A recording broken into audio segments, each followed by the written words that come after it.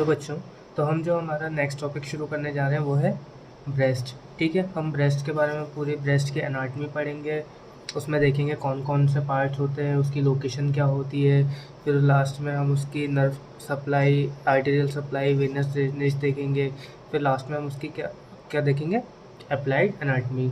अब ब्रेस्ट पढ़ना क्यों इम्पोर्टेंट है, क्योंकि सबसे ज़्यादा जो कैंसर फीमेल्स के अंदर हो पाया जाता है वो कौन सा है, ब्रेस्ट कैंसर। तो इसलिए हमें ब्रेस्ट को पढ़ना बहुत इंपॉर्टेंट।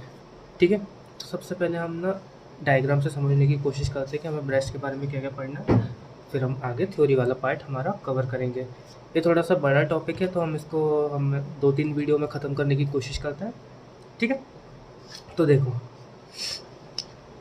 ये जो ब्रेस्ट है, अब ब्रेस्ट क्या है एक्चुअल में, क्या है breast? Breast is a modified apocrine sweat gland.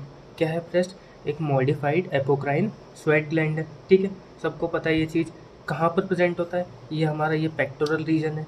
ये पेक्टोरल रीजन में प्रेजेंट होता है, हमारी चेस्ट वॉल से अटैच्ड होता है।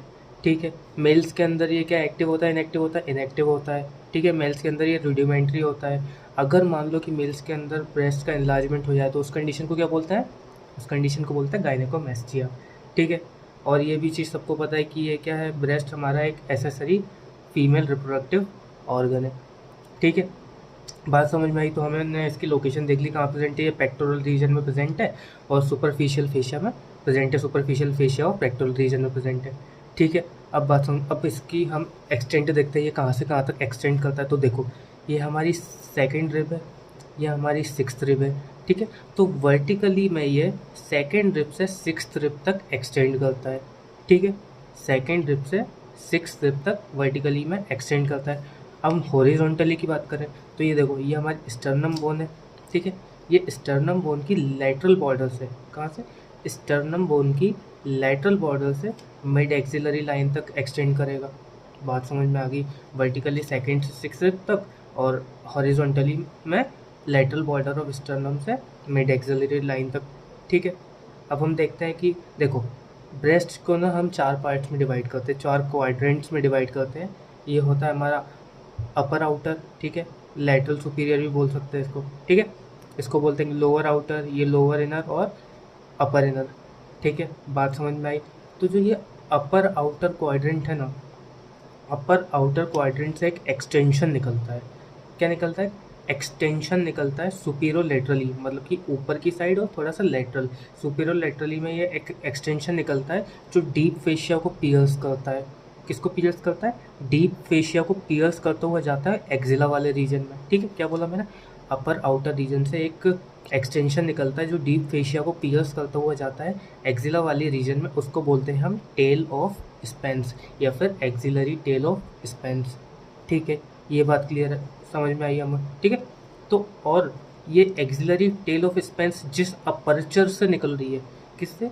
ये जो एक्सिलरी टेल ऑफ स्पेंस जिस अपर्चर से निकल रही है उस अपर्चर को हम बोलते हैं फोरामेन ऑफ लैंगर। ठीक है, तो हमें फोरामेन ऑफ लैंगर समझ में आ गया। क्या फोरामेन ऑफ लैंगर क्या होता है? एक अपर्चर होता है जिसके अंदर से एक्सिलरी टेल ऑफ स्पेंस पास होती है। ठीक है, अब देखो, हमारी बॉडी के अंदर ना कुछ नेचुरल लाइंस प्रेजेंट होती हैं। हमारी बॉडी के अंदर ना क्या प्रेजेंट होती है? कुछ नेचुरल लाइंस प्रेजेंट होती है। सर्जिकली हमें उन लाइंस को देखकर ही इंसिजन देना होता है। अब देखो, ब्रेस्ट के केस में ना, हम ब्रेस्ट में इंसिजन क्यों देना चाहेंगे? क्योंकि हमारे ब्रेस्ट के अंदर मान लो कि कोई पेशेंट है जिसके ब्रेस्ट के अंदर क्या कोई लंप प्रेजेंट है। ठीक है, तो इंसिजन भी बहुत टाइप के होते हैं ब्रेस्ट में देने के लिए, पेरी एरियोलर, रेडियल, इंफ्रामेमरी। जब सर्जरी पढ़ोगे, जब तुम ये सब पढ़ोगे, ठीक है, तो हमें अभी सिर्फ ये समझना है कि जो लैंगर लाइंस होती है, लैंगर लाइंस क्या होती है? एक नेचुरल लाइंस होती हैं ब्रेस्ट की स्किन पर। क्या होती है? नेचुरल लाइंस होती हैं ब्रेस्ट की स्किन पर, उसको हम बोलते हैं लैंगर लाइंस। ठीक है, यहाँ तक बात समझ में आ गई? ठीक है, अब हम थोड़ा सा थ्योरी देख लेते हैं, क्या क्या लिखना है हमारे एग्जाम पॉइंट ऑफ व्यू। ठीक है, तो देखो, ब्रेस्ट क्या है? ब्रेस्ट कुछ नहीं, मॉडिफाइड, क्या है breast? Modified apocrine sweat gland. ठीक है, यहाँ तक क्लियर है? कहाँ प्रेजेंट होता है ये प्रेजेंट होता है सुपरफिशियल फेशिया में प्रेजेंट होता है, हमारे पेक्टोरल रीजन के। ठीक है, सुपरफिशियल फेशिया में प्रेजेंट होता है हमारे पेक्टोरल रीजन के। ठीक है, मेल्स में कैसा होता है ये? मेल्स में रूडिमेंट्री होता है, ठीक है। अगर ब्रेस्ट एनलार्जमेंट हो जाए मेल्स के अंदर तो उसको क्या बोलते हैं हम, गायनेकोमेस्टिया।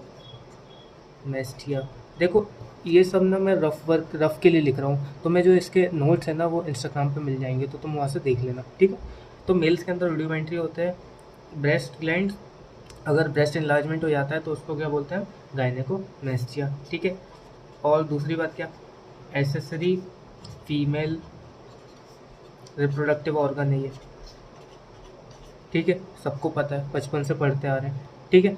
लोकेशन क्या थी इसकी, लोकेशन हमने देखा कहाँ प्रेजेंट था ये, तो ये प्रेजेंट था सुपरफिशियल फेशिया में, superficial fascia of pectoral region में प्रेजेंट था, ठीक है। हाँ यहाँ पे लिख लिया था हमने, superficial fascia of pectoral region में, ये इसकी लोकेशन हो गई, ठीक है।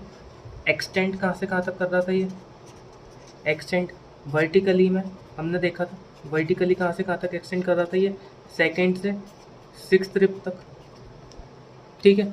और हॉरिजॉन्टली में कहाँ से कहाँ तक एक्सटेंड कर रहा था ये, हॉरिजॉन्टली में कहाँ से कहाँ तक कर रहा था, जो स्टर्नम की लैटरल बॉर्डर से, लैटरल बॉर्डर ऑफ स्टर्नम से कहाँ तक जा रहा था ये, मिड एक्सिलरी लाइन तक, देखा था हमने ये मिड एक्सिलरी लाइन तक ये extend vertically second to sixth rib तक, हॉरिजॉन्टली कहाँ से, लेटरल बॉर्डर ऑफ स्टर्नम से मिड एक्सिलरी लाइन तक एक्सटेंड कर रहा है, ठीक है। हमने ये चीज़ देख ली, हमने देखी एक्सिलरी टेल ऑफ स्पेंस क्या होती है, उसके बाद हमने देखा क्या, एक्सिलरी टेल ऑफ स्पेंस क्या होता है, तो एक्सिलरी टेल ऑफ स्पेंस क्या होता है, कुछ नहीं होता है, एक एक्सटेंशन होता है, क्या होता है, एक एक्सटेंशन होता है, कहाँ पे एक्सटेंशन होता है ये, फ्रॉम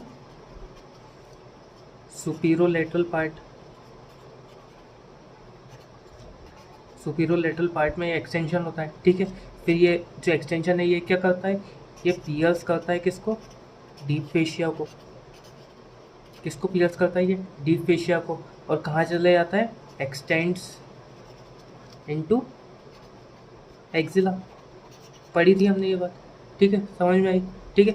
हमने पढ़ ली एक्सिलरी टेल ऑफ स्पेंस क्या होती है, ठीक है, बात समझ में आ गई।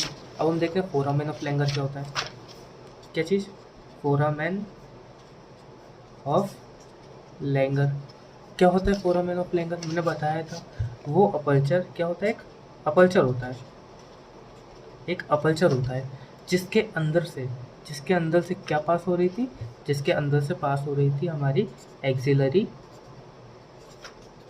टेल ऑफ स्पेंस, ठीक है, समझ में आई। अपर्चर होता है जिसके अंदर से क्या पास हो रही थी हमारी एक्सिलरी टेल ऑफ स्पेंस, ठीक। लैंगर लाइंस के बारे में हमने देखा, क्या होती है लैंगर लाइंस, लैंगर लाइंस कुछ नहीं होती है, लैंगर लाइंस जस्ट एक नेचुरल लाइंस होती हैं ब्रेस्ट स्किन की, ठीक है। यहाँ तक हमें बात क्लियर हो गई, समझ में आया। शेप क्या होता है ब्रेस्ट का, हेमिस्फीयर, हेमिस्फीयर होता है शेप, ठीक है।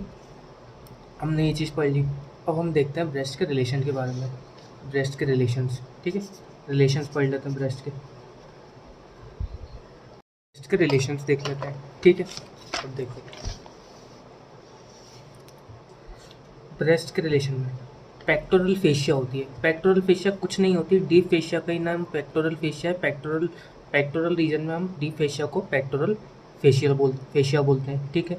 तो पेक्टोरल फेशिया होती है, deep fascia covering anterior aspect of pectoralis major, तो जो पेक्टोरलिस मेजर को आगे की साइड डीप फेशिया जो कवर करती है उसको हम पेक्टोरल फेशिया बोलते हैं, ठीक है, बात समझ में आ गई। उसके बाद 3 मसल्स प्रेजेंट होती है, 3 मसल्स कौन कौन सी प्रेजेंट होती है, पहली pectoralis major muscle, major part कौन बनाता है, पेक्टोरलिस मेजर मसल बनाता है। दूसरा सेरेटस एंटीरियर मसल होती है, ठीक है, पहली हो गई पेक्टोरलिस मेजर, दूसरी होगी सेरेटस एंटीरियर, और तीसरी होती है एक्सटर्नल ऑब्लिक। बात समझ में आ गई, रिलेशंस पढ़ लिया हमने, पेक्टोरल फेशिया होती है और 3 मसल्स होती हैं, पेक्टोरलिस मेजर, सेरेटस एंटीरियर और एक्सटर्नल ऑब्लिक, ठीक है, बात समझ में आ गई। अब हम पढ़ेंगे ब्रेस्ट के पार्ट्स के बारे में, ठीक है, तो ब्रेस्ट के पार्ट्स के बारे में पढ़ेंगे हम, ब्रेस्ट के स्ट्रक्चर के बारे में पढ़ेंगे। तो ब्रेस्ट में 3 स्ट्रक्चर होते हैं मेनली, कौन कौन से स्ट्रक्चर होते हैं मेनली, 3, स्किन, स्ट्रोमा और पैरेन्काइमा। क्या क्या प्रेजेंट होता है ब्रेस्ट में, स्किन, स्ट्रोमा और पैरेन्काइमा। जब हम स्किन की बात करें तो स्किन में दो स्ट्रक्चर प्रेजेंट होते हैं। निप्पल के बारे में पढ़ेंगे हम और एरियोला के बारे में पढ़ेंगे हम। किस किस के बारे में पढ़ेंगे स्किन में? निप्पल और एरियोला के। तो अब निप्पल के बारे में सबको पता है कि निप्पल कुछ भी नहीं है, कोनिकल प्रोजेक्शन है, जस्ट एक कोनिकल प्रोजेक्शन है, सेंटर ऑफ ब्रेस्ट के बिलो प्रेजेंट होता है। ठीक है, conical projection below centre of breast, उसको ही हम निप्पल बोलते हैं। कहाँ इसकी लोकेशन क्या है? तो इसकी लोकेशन इंपॉर्टेंट है, फोर्थ इंटरकोस्टल स्पेस के लेवल पे होता है। कहाँ पर प्रेजेंट होता है ये? At the level of fourth intercostal space. ठीक है, बात समझ में आ गई। इसके अंदर क्या प्रेजेंट होती है निप्पल में? स्मूथ मसल फाइबर्स प्रेजेंट होते हैं। स्मूथ मसल फाइबर जो प्रेजेंट है उसकी वजह से जो निप्पल है वो स्टिफ एंड इरेक्ट होता है। ठीक है, निप्पल कॉनिकल प्रोजेक्शन है below the centre of breast, fourth intercostal space के लेवल पे होता है। इसके अंदर स्मूथ मसल फाइबर प्रेजेंट होते हैं जिसकी वजह से जो निप्पल है वो स्टिफ एंड इरेक्ट होता है। ठीक है, अब इसमें ना कुछ सेंसरी नर्व एंडिंग्स होती हैं सप्लाइड बाय रिचली। ठीक है, जो नर्व एंडिंग्स रहती है ना इसके पास वो बहुत ज़्यादा मात्रा में रहती है। क्यों? अब वहाँ पे क्यों ज़्यादा मात्रा में रहती है? क्योंकि वो उसको ना, अब देखो जो बेबी रहता है, बेबी को मदर को क्या करवाना है? बेबी को ब्रेस्ट फीड करवाना है। ठीक है, तो वहाँ पे नर्व एंडिंग्स प्रेजेंट होना ज़रूरी है। तो बेबी जैसे ही मदर के कांटेक्ट में आता है वहाँ से क्या होने लगता है? लैक्टेशन होने लगता है। ठीक है, तो उसमें सेंसरी नर्व एंडिंग्स होती हैं, सेंसिटिव टू टेक्टाइल स्टिमुलेशन के लिए सेंसिटिव होता है, और सेक्सुअल अराउजल के टाइम ये इरेक्ट हो जाते हैं। निप्पल सेक्सुअल अराउजल के टाइम क्या हो जाते हैं? इरेक्ट हो जाते हैं।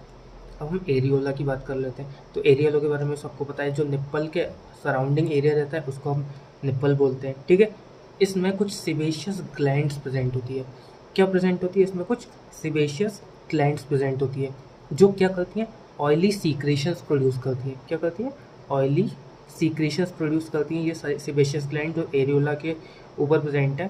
ठीक है, ये करता क्या है फिर? ये जो सीक्रेशन है ये क्या करती है? ये निप्पल और एरियोला को ड्राइंग और क्रैकिंग से बचाती है। क्या करती है? ये निप्पल और एरियोला वाले पार्ट को ड्राइंग और क्रैकिंग से बचाती है। ठीक है, एरियोला का कलर वेरी करता है फीमेल टू फीमेल। ठीक है, और प्रेगनेंसी के टाइम, अब इम्पॉर्टेंट चीज़ है ये, प्रेगनेंसी के टाइम पे डार्क और इनलार्ज हो जाता है एरियोला। और दूसरी इम्पॉर्टेंट चीज़ ये है मॉन्टगोमेरीज ट्यूबरकल। क्या? मॉन्टगोमेरीज ट्यूबरकल। ये क्या होता है? प्रेगनेंसी के टाइम ना कुछ नोड्यूलर एलिवेशंस निकलने लगते हैं। प्रेगनेंसी के टाइम कुछ नोडुलर एलिवेशंस निकलने लगते हैं एरियोला वाले पार्ट में। वही सिबेशियस ग्लैंड में से कुछ नोडुलर एलिवेशंस निकलने लगता है, उसको हम बोलते हैं मॉन्टगोमेरीज ट्यूबरकल। मैं आपको इसकी फ़ोटो दिखा देता हूँ, एक सेकेंड। तो मॉन्टगोमेरीज ट्यूबरकल्स क्या होते हैं? मॉन्टगोमेरीज ट्यूबरकल कुछ नहीं होते, एरियोला के पार्ट में कुछ नोडुलर एलिवेशंस निकलने लगते हैं। अब ये देखो, कुछ ये क्या, ये निप्पल वाला पार्ट हो गया, ये एरियोला वाला पार्ट हो गया। अब एरियोला वाले पार्ट में सराउंडिंग जो एरियोला वाला पार्ट है उसमें कुछ नोडुलर एलिवेशन निकलने लगेंगे। इन्हीं को हम मॉन्टगोमेरीज ट्यूबरकल बोलते हैं। कब होता है ये? प्रेगनेंसी के टाइम। ठीक है, बात समझ में आ गई? ठीक है, तो हमारा ये स्किन वाला पार्ट कवर हो गया। अब हम पढ़ेंगे स्ट्रोमा। ठीक है, अब स्ट्रोमा क्या होता है? स्ट्रोमा सेकेंड पार्ट है इसका। ठीक है, consist of connective tissue and fat. Stroma में कुछ नहीं प्रेजेंट होता है। स्ट्रोमा में क्या प्रेजेंट होता है? सिर्फ connective tissue and fat present होता है। ठीक है, तो कनेक्टिव टिश्यू प्रेजेंट है तो ये क्या करेगा? सपोर्टिंग फ्रेमवर्क बनाएगा ब्रेस्ट का। समझ में आई बात? जब कनेक्टिव टिश्यू प्रेजेंट रहेगा तो क्या बनाएगा? ये सपोर्टिंग फ्रेमवर्क बनाएगा ब्रेस्ट का। ठीक है, अब कनेक्टिव टिश्यू, अब स्ट्रोमा वाली इंपॉर्टेंट चीज़ है, याद रखना। कनेक्टिव टिश्यू खुद कंडेंस होकर सस्पेंसरी लिगामेंट्स ऑफ कूपर बनाते हैं। ठीक है, ब्रेस्ट में कुछ लिगामेंट्स प्रेजेंट होते हैं जिनको हम बोलते हैं सस्पेंसरी लिगामेंट्स ऑफ कूपर। वो क्या है? वो कुछ नहीं, कनेक्टिव टिश्यू ही है। कनेक्टिव टिश्यू कंडेंस होकर सस्पेंसरी लिगामेंट ऑफ कूपर बनाते हैं। अब सस्पेंसरी लिगामेंट ऑफ कूपर किस काम में आते हैं वो हम पढ़ेंगे।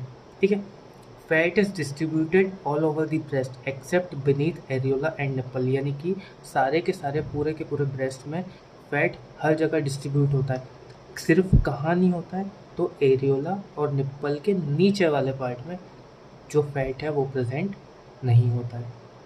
ठीक है, बात समझ में आ गई? ठीक है, तो हमने देखा था अभी सस्पेंसरी लिगामेंट्स ऑफ कूपर। देखो, स्ट्रक्चर ऑफ ब्रेस्ट में कितने? 3 पार्ट्स। कौन कौन से पार्ट्स? देखो, स्किन वाला पार्ट किसने कवर किया? निप्पल और एरियोला। स्किन में क्या क्या आ गया? निप्पल और एरियोला। ठीक है, बात समझ में आई? स्किन के अंदर क्या क्या आ गया? निप्पल वाला पार्ट और एरियोला वाला पार्ट। ठीक है, उसके बाद दूसरा पार्ट कौन सा आया? स्ट्रोमा। तो स्ट्रोमा में क्या क्या आ गया? कनेक्टिव टिश्यू और फैट। ठीक है, क्या क्या आ गया स्ट्रोमा में? कनेक्टिव टिश्यू और फैट्स, जो फैट्स। ठीक है, तीसरा जो पार्ट होता है वो होता है पैरेन्काइमा। ठीक है, पैरेन्काइमा में क्या आता है?